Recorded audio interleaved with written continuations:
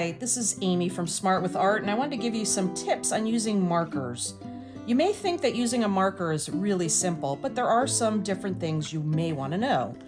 First thing is there are permanent markers and there are water-based markers. A Sharpie is a permanent marker.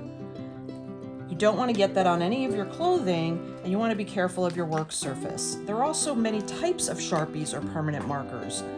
This is a chisel top, whereas the other Sharpie is a pointed top or cone shape.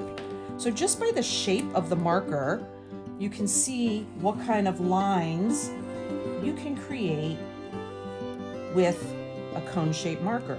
This is a water-based marker. If you were to get this wet, it would blend, versus a permanent marker, which will not blend. This is a chisel tip. You can get a fat line, you can get a thin line, and you can get a medium line, all with a chisel tip or the cone pointed tip. Another water-based marker. This is an ultra fine point marker used for detailing, and some of these will come in permanent markers. And then we have thinner markers, but also in a cone shape. So you can see the variety of line widths you can get with a marker. One other thing you want to think about when coloring in something, people think markers are easy to use, but let's say you have a block to color in. There's two ways I could do this, especially being an elementary student.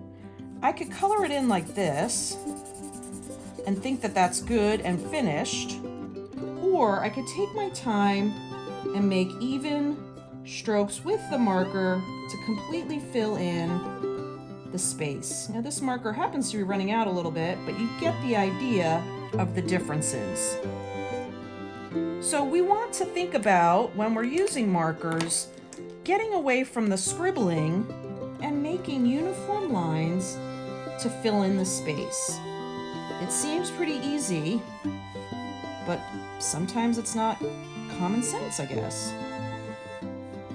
So those are just some quick tips and tricks on using different types of markers, and we hope that you have fun using the curriculum of our marker unit.